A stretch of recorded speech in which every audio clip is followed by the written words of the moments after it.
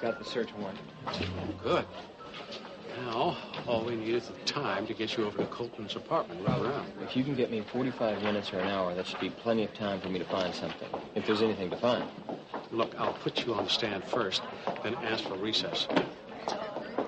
Well, Mr. Bancroft, about ready to call it quits today? Don't be too sure of yourself, Colton. We still have a few surprises. The only surprise during this entire trial has been the fact that it's gone on for as long as it has. Brian, 1 hour, that's all I need. All rise.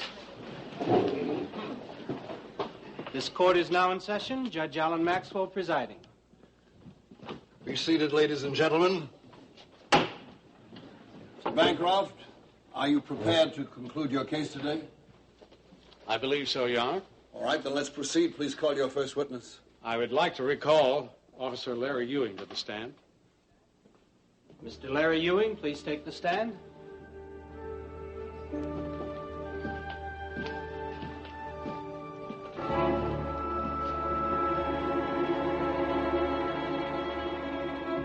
I hope you don't mind my dropping in unexpectedly this morning. Of course not, Mr. Bond. I think I have some very good news for you. Is that so? I received a call last night from our man working at the connection. Yes? Well, he says we now have definite proof the mob is still actively involved in that operation. And Mitch Blake is involved? Of course. Never have believed he could be mixed up in mob activities. Well, perhaps not, but he is at least guilty by association. This will help me gain custody of Amanda? Definitely. That is what you want, isn't it? Yes, of course it is. I just hate the way I had to go about getting it.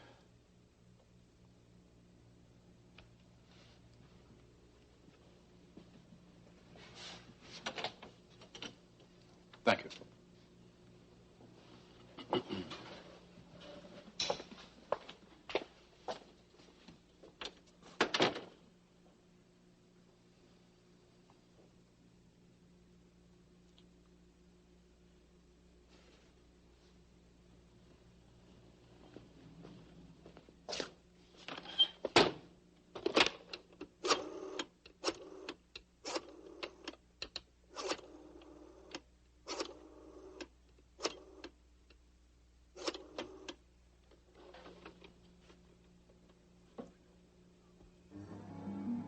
Rachel, I've got to talk to you now.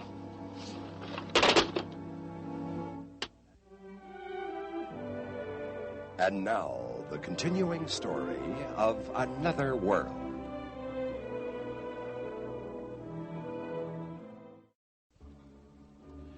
Officer Ewing, do you, recognize this bullet?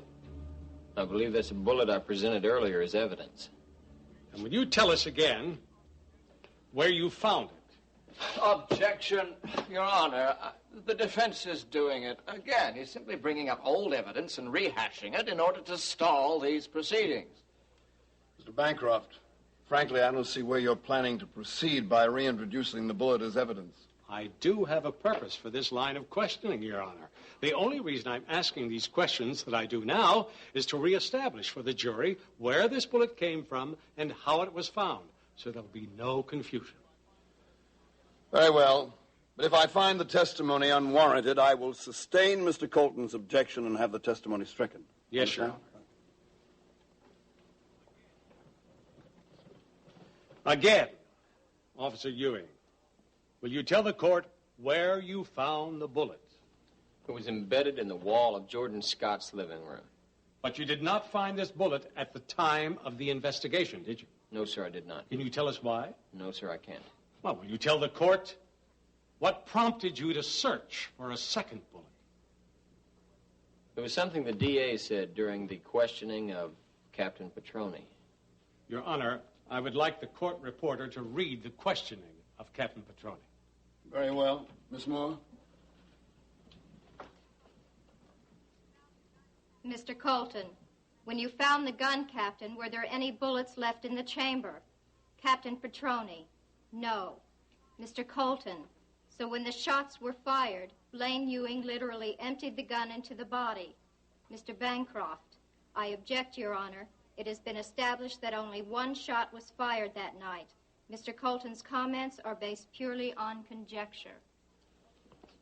Now, Officer Ewing, what was it in that statement that prompted your action? It was Mr. Colton's use of the word gunshots that indicated to me that he had some knowledge of there being more than one gunshot fired at the time of... Objection, Your Honor. Now, I think it is quite obvious what has happened here. The defense is simply grasping for straws. Now, my use of the term gunshots was a mere slip of the tongue. Now, nothing was meant by it. However, Officer Ewing might choose to interpret it. Now, we have consistently referred to a single gunshot in this trial, and on the day in question, I simply pluralized the term. Now, the fact that Officer Ewing has found a second bullet is coincidental indeed, but it has nothing to do with the actual death of Jordan Scott. Objection sustained. Mr. Bancroft, was the purpose of this testimony merely to elicit the fact that Mr. Colton had misused the word gunshots? Yes, Your Honor. And to show cause that the prosecutor may have had additional information which had been withheld. Your Honor, I object most vigorously to the implication that I have been withholding information from this... Sustained. Mr. Bancroft. Mr. Bancroft's remarks will be stricken from the record.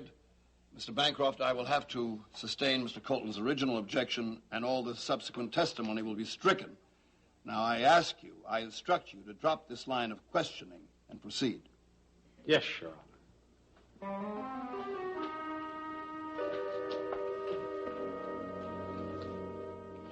Can I get you anything?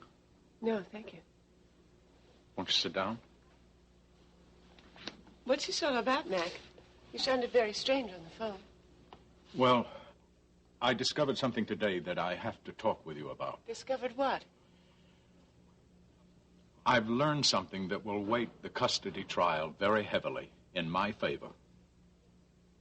What did you learn? I can't tell you exactly. Well, then why did you call me here? I wanted to talk to you because I want to see if you and I can't reach some kind of compromise about Amanda, just between you and me. Some sort of a settlement, so you don't have to be hurt in court any more than you've already been hurt. There's no way we can settle anything, Mac, unless you're willing to drop the custody case and give me back my daughter. That's out of the question. Then we have nothing further to discuss. Rachel, what I wanted to talk to you about. All right, I'll say it. I don't think you should say no to me about this until you have a very serious talk with Mitch Blake.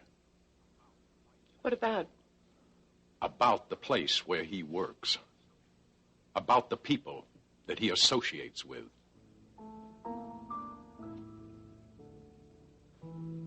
What are you saying? I can't tell you any more than that. I don't know what it is you think you have on Mitch. But I know he would never do anything that he didn't think was right. And as for my daughter, I will never willingly give her up.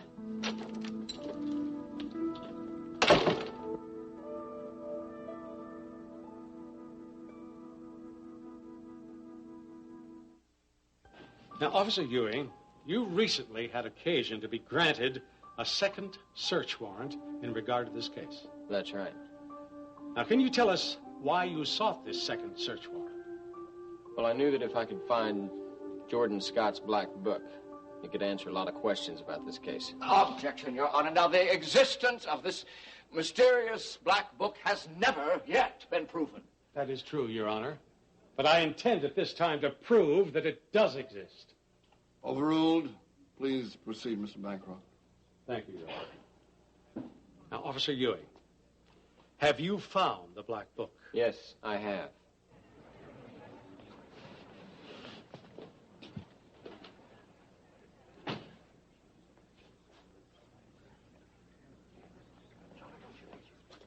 Is this the book you found? Yes. Have you read the contents of this book? Yes, I have. And do you have reason to believe that this book belonged to Jordan Scott? Yes. Objection. Now, Your Honor, there is no proof that this book did once belong to Jordan Scott. I intend to prove it, Mr. Colton. Overruled. Proceed, Mr. Bancroft. Now, Officer Ewing, can you verify that this book belonged to Jordan Scott? Yes, I saw him with it more than once in his office.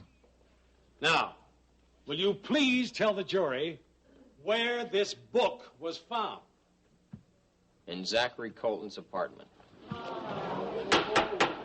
Order. Order. Your Honor, at this time, I request a recess of 1 hour. What purpose, Mr. Bancroft? Well, we're awaiting an important piece of additional evidence that has not yet arrived. Very well. Granted, this court will recess for 1 hour.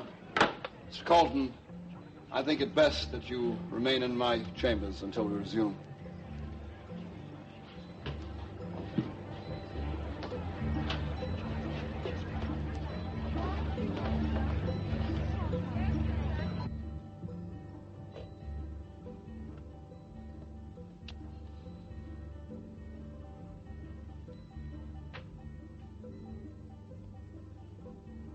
To Ilsa is way overdue. Ilsa, yeah. Here's your number. Look, Melissa, in the first place, there's no guarantee that Ilsa's going to be straight with me if I do this. And in the second place, where am I going to come up with that kind of money? I mean, $100,000. Come on, Sandy, please. Just call her. And then you'll know what she says, you know what it's all about, and you know what you have to do. All right, I'll call her first thing in the morning, okay? You sure?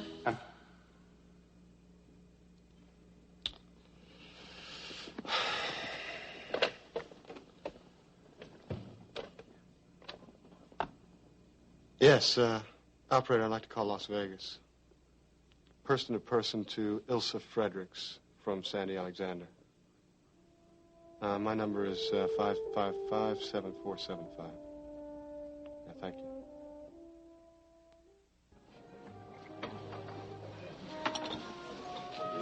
Thank you.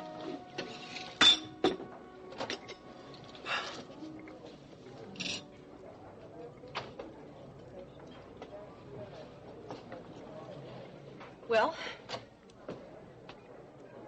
Well, what? You said you wanted to talk. Oh. Yeah, I do. Well, what do you want to talk about? I want to talk about us. What about us? I've been kind of depressed lately. Sorry to hear that. Is something wrong? I don't know how you feel about Jerry. Joey, I've told you already, I don't know right now how I feel about Jerry. All right. Well, I don't want to rush you into any decision about how you feel about Jerry.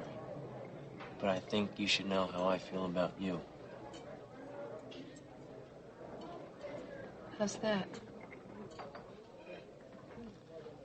I think that you should know that I love you.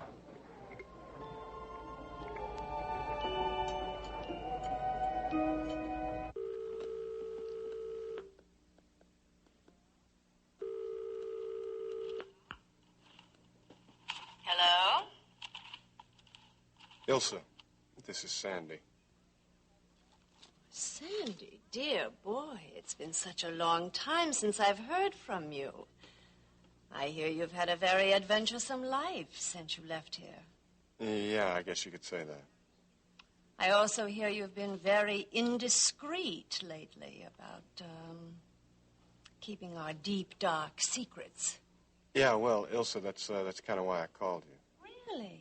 Oh, it seems to me it's a little like closing the gate after the horse got out. Ilsa, have you sent somebody here to get me? Now, why would I do that, dear boy? I know you pretty well. Yes, I suppose you do. Our association has been a rather lengthy one, hasn't it? I want to buy my way out, Ilsa. You have $100,000? I can get it. When, dear boy? Soon. You realize, of course, that I won't be kept waiting long. Or that is, if I'm interested in letting you out. Oh, I think you're interested, Ilsa. You've always liked money. Oh, I don't know, darling. Money isn't everything. Well, if that's the case, let's just forget I called, all right? Don't be hasty. All right, Ilsa. Let's quit playing games, okay? If I get the money, I want you to guarantee you'll get off my back. Well, naturally, dear boy. You have my word. Yeah. Well, when I get the money, I'll contact you. I'll wait with bated breath.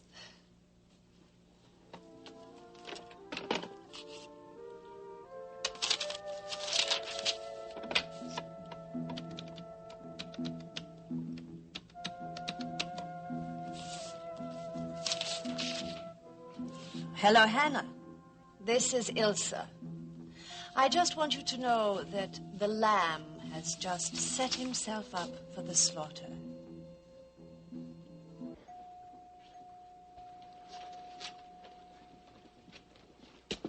Jamie? Look, you got a minute? Yeah? How'd it go? Well, I don't know how else it could go. I mean, every time I mention I was clean the night they brought me in, everybody looks at me like I'm crazy. Well, I mean, you did keep repeating that over and over again, you know. Did I? Yeah. But you didn't believe me? It's not a matter of not believing you, it's just... Yeah, I know. My system was loaded with drugs and alcohol. Right, I know. No. I've heard that phrase so many times, I'm beginning to hear it in my sleep. Yeah. But, Rick, I think I know what happened to me now. What do you mean? You mean the night of the party? Yeah. Yeah. What? I think somebody drugged me. What makes you say that? That doesn't surprise you? Why don't... Should it? Well, that depends. What are you getting at? Well, it's just that I've had a lot of time to think about what went on in the party and who might have had something to gain by drugging me. Almost to the point of killing me. And who do you think that might be? Could you?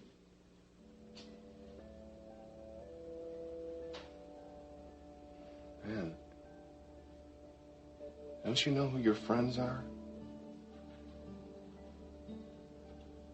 Yeah. Yeah, of course.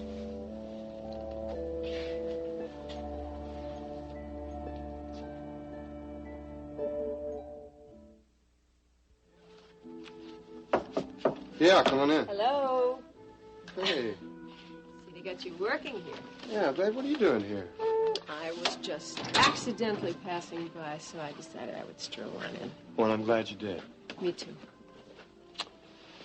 So, did you talk to Ilsa? Did you call her? Yes, I did. Well? It's on. That's great. Yeah.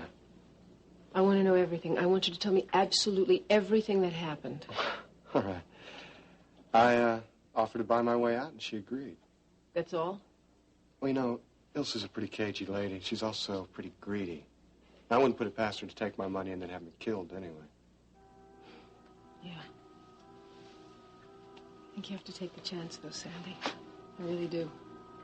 Yeah, I know. It's only one small problem. What's that? I have to come up with $100,000.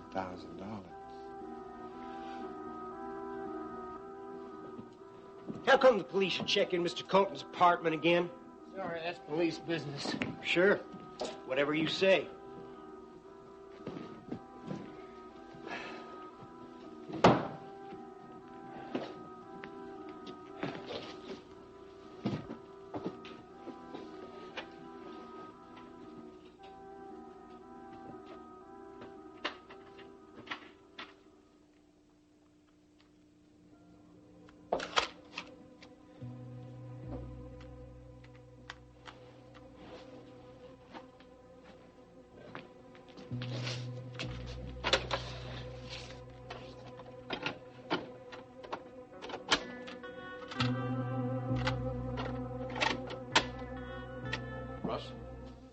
yes. Come in, Mac, please. Thank you.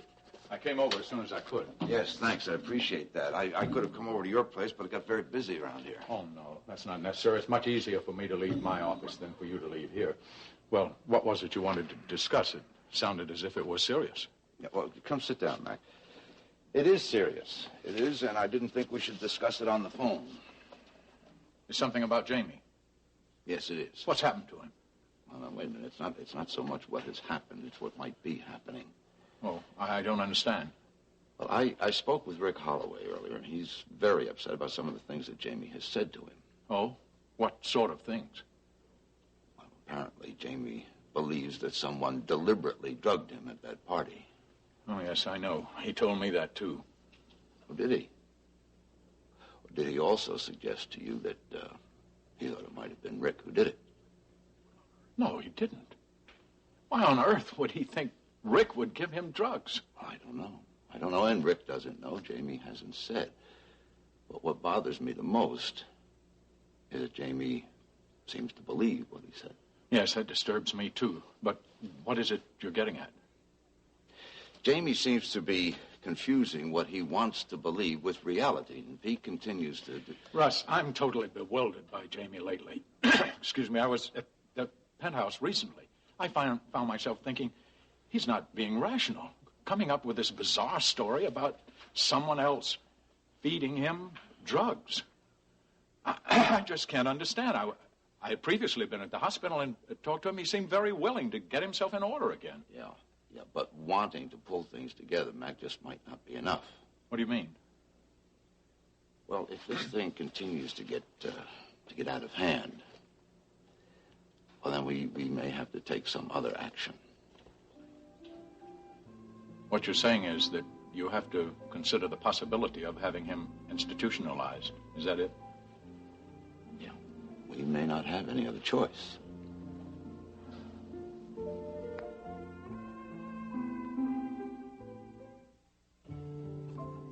Hi, Liz. Is Cecile there? Oh, she's not. Do you know when she'll be back? Oh, she's on her way home, you think, huh? Okay. All right, I'll see you soon. What? No, I'm fine. I'm feeling fine now. Yes. No, my mother's fine, too. No, I've got to...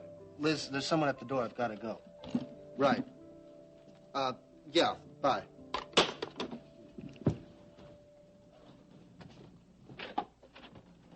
Listen, hi.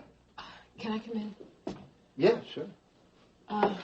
Listen, I went to look for you over at the complex, but they said that you weren't there.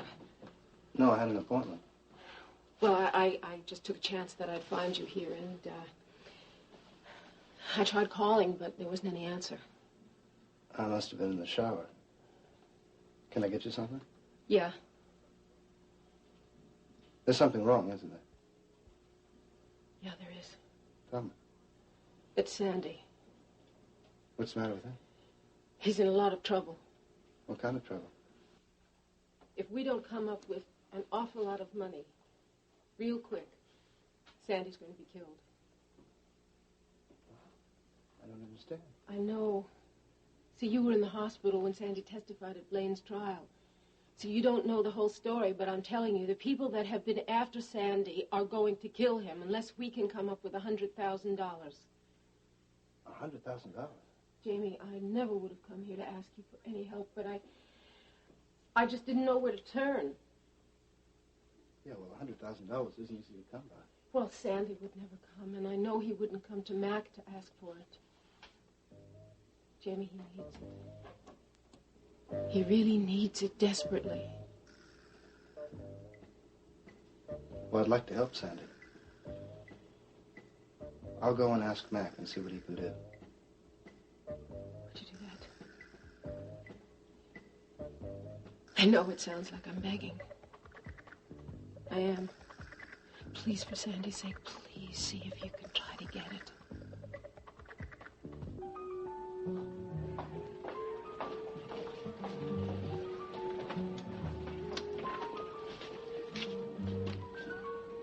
Where can he possibly be, Brian? What's taking him so long? I guess we just have to face the fact that he wasn't able to find anything. What if he's not able to find something? We'll have to do the best we can with what we have, so don't worry.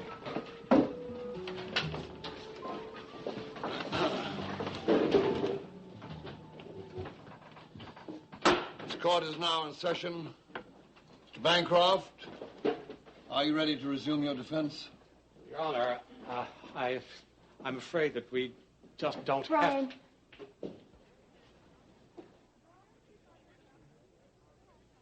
Yes, Your Honor. We are ready to resume.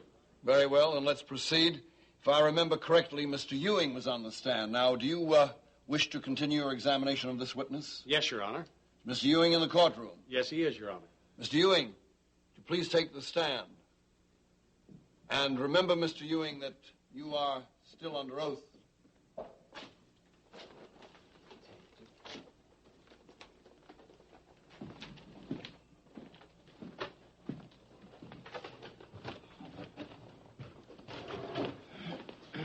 Officer Ewing, would you tell the court where you have been this past hour? I've been conducting a search of Zachary Colton's apartment. For which you had a search warrant? Yes, I did. Now, were you able to find anything that might have a bearing on this trial? Yes, I believe I did. Would you please tell us what you found? A tape recording of a conversation between Zachary Colton and Jordan Scott. Order. And is the recording of that conversation on this machine? Yes. Your Honor, I request permission to play this tape recording. You have it. Proceed. What I called you here for is business, Zachary. Business that needs taken care of.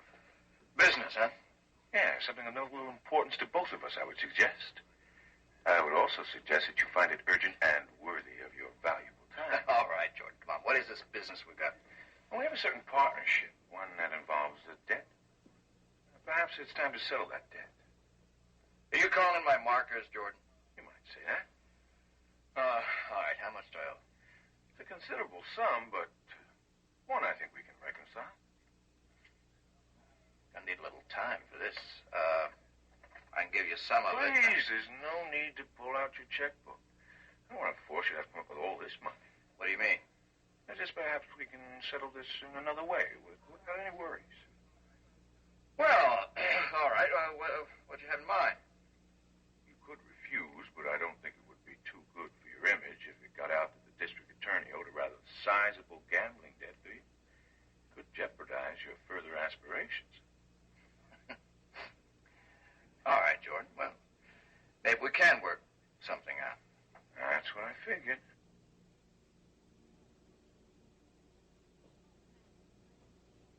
Oh, Mac, I'm glad you're in. I'm not interrupting you, am I? No, I was just thinking. Mac, What can I do for you? Well, I have something very important to tell you. Is it about Jamie? No, Sandy. Oh, what about Sandy? Do you know that his life is in danger? Well, yes, of course. That's why I've got bodyguards with him. Do you know who these people are that are after him? No. All I know is that some people from his past want very much to see him hurt.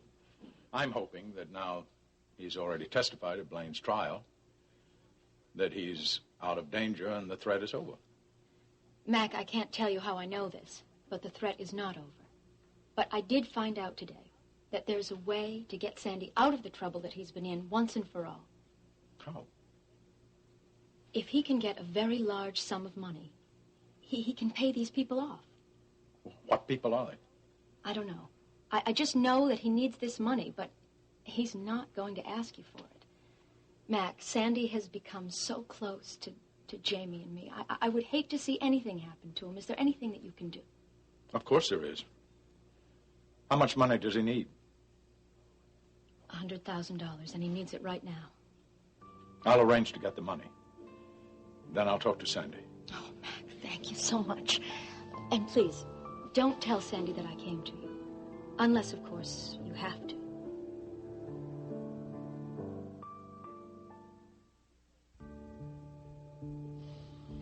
I have no further questions of this witness, Your Honor. Do you wish to cross-examine Mr. Colton? No. You may step down, Mr. Ewing.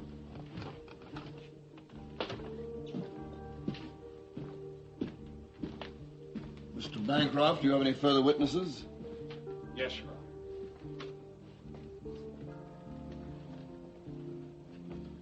Honor.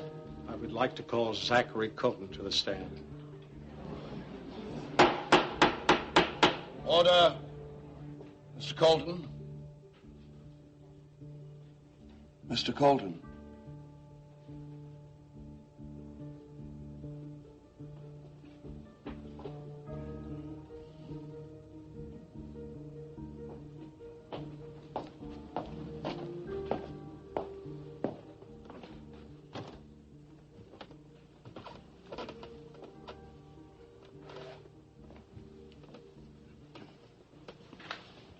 Mr. Colton,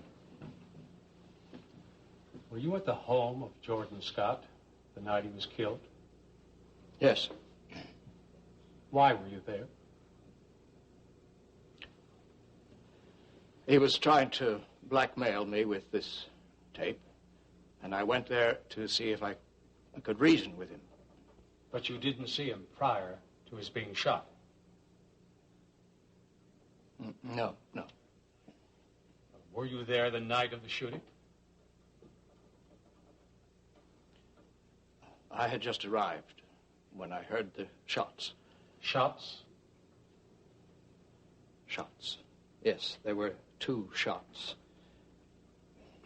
The second one was somewhat muffled. Well, after you heard the shots, did you go inside to see what happened?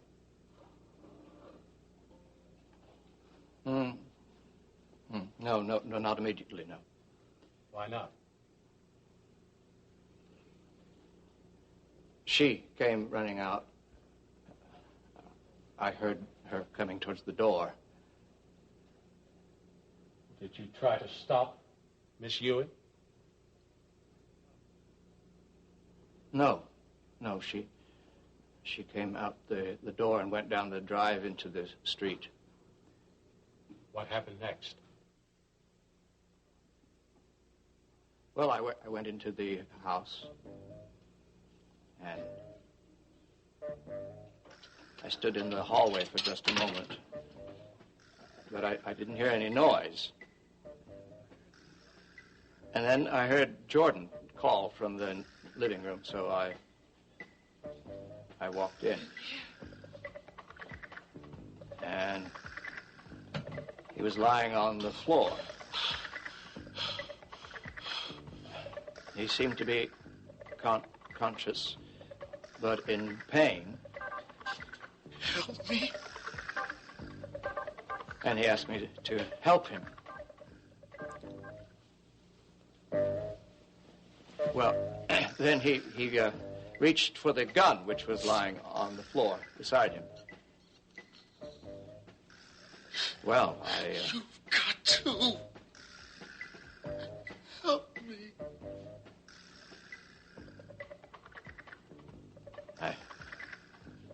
I moved the gun out of reach, and then I noticed the book, the black book which was lying at his feet. So I picked it up and began to look through it. I wanted to see if there was anything about me in the book. Oh, Jordan. Looks like I got the trump card this time. So I put the book in my pocket, and I started to leave, but then it occurred to me that he might not be very seriously hurt and might live, might continue to plague me. So it was then I remembered that I had the Tepper sodium in my pocket. I'd had the prescription filled that day.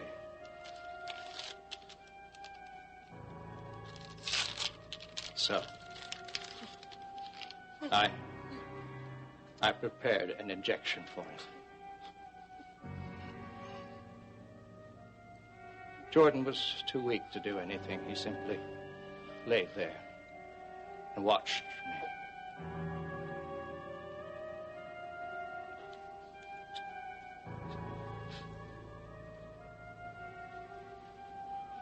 And then I injected him with the fluid.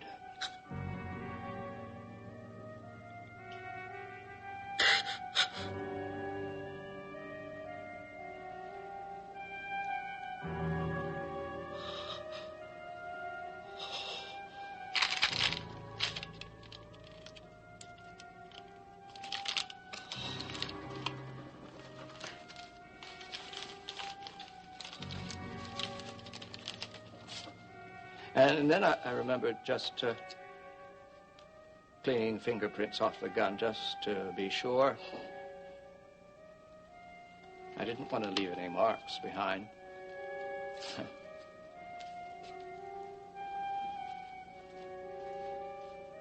And so I left.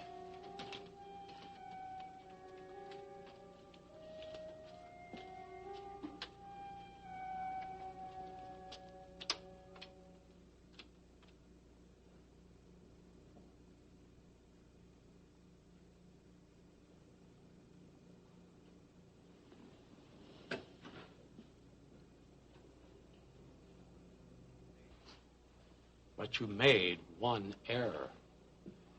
You left your vial of teparin sodium next to the body. And the police photographers had already started taking pictures.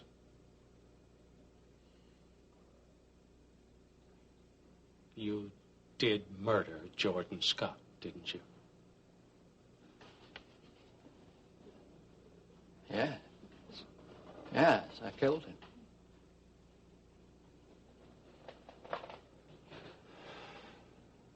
I have no further questions, Your Honor. But he deserved to die, you know. He was an evil man. Jerry Grove was right. You know, he did kill his mother. Tried to kill Jerry Grove, too, in the parking lot. But that wasn't all he did. I mean, he did a lot of things, and he had to pay for it. See, he tried to ruin me, you know. He tried to prevent me from becoming mayor. He was going to use that tape to blackmail me. He just played on my weaknesses. I mean, he knew that I liked to gamble, that I couldn't help myself, so he let me win. And then he took it all away again. He let me run up big debts, and then he tried to hold that over my head.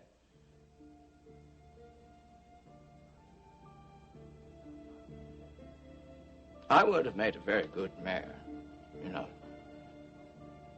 But I wouldn't have stopped there. I would have gone on. I would have gone to the State House and into the Senate. Who knows how far? But Jordan Scott stood in my way. You got greedy, Jordan, and you wanted everything, didn't you? So, there wasn't any choice, Jordan. You had to die.